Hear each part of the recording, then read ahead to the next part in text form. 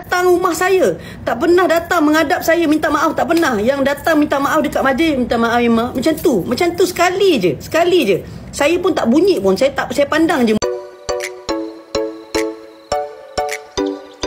Pelakon Abby Abadi kecewa dan meluahkan rasa mengenai tindakan menantunya Ahmad Aslam yang hanya memohon maaf menerusi media sosial tanpa mengambil langkah untuk menyelesaikan masalah secara peribadi. Abby atau nama sebenarnya Arbaiyah Abdul Manan berkata permohonan maaf yang dibuat secara umum itu tidak cukup untuk meredakan ketegangan yang berlaku. Tegas ibu kepada personaliti media sosial Marissa Dania Hakim, menantunya itu seharusnya bertanggungjawab dengan cara yang lebih matang. Macam tu sekali je. Saya pun tak bunyi pun, saya pandang je muka dia. Tak ada bunyi pun. Semalam saya tulis, bukan bermaksud saya kata dia tak pernah minta maaf ke apa. Saya tulis sebab orang tanya kat saya, kenapa saya tak minta maaf kat Umi Syah? Kenapa saya pula nak kena minta maaf? Apa dia? Saya rasa berpihak apa tu? Alah, laju sangat macam nak baca lah kan netizen pun. Kat AB saya nak tanya kalau pakai oi, macam mana saya nak baca ni? Nampak dia kan hari tu pergi to Cameron. Tak ada, saya tak bersembang pun. Maknanya benda tu berlaku bila beramai-ramai, kita tak boleh, tak ada orang kata tak ada peluang untuk bersembang, tak ada. Jumpa ramai-ramai dengan datang jumpa menghadap saya bercerita lain. Tak payahlah kau nak update kata kau dah minta maaf kau ni Aslam. Kalau aku jumpa, aku kalau apa dia? Aslam ni lah. Mijak nak tengok? Mijak.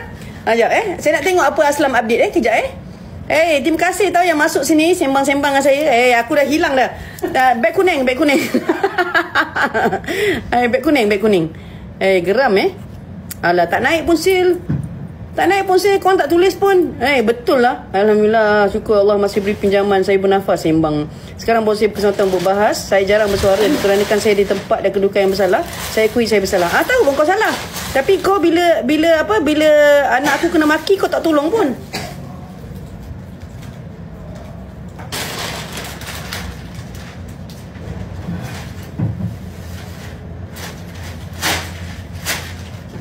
Kau minta maaf kat dalam trip buat apa?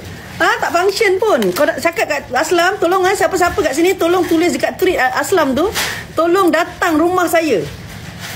Aku kalau aku jumpa Aslam ni.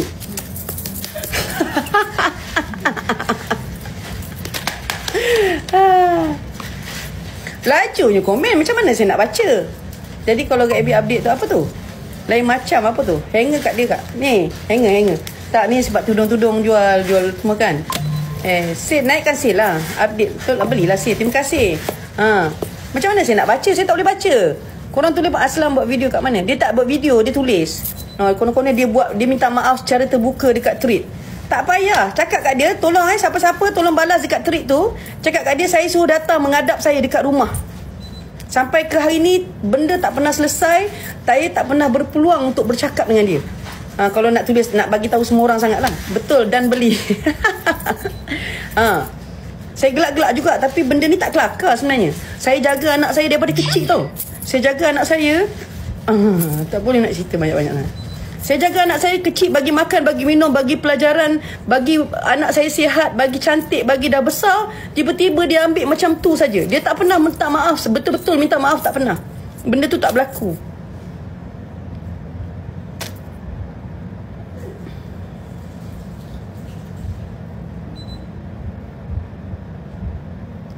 Kita baik dalam keadaan yang beramai-ramai macam tu, terpaksa saya kalau saya berkeras, saya langsung tak nak jumpa dia orang, saya hilang anak saya. Sekarang pun saya hilang anak saya dah. Saya hilang anak saya sejak dia kahwin.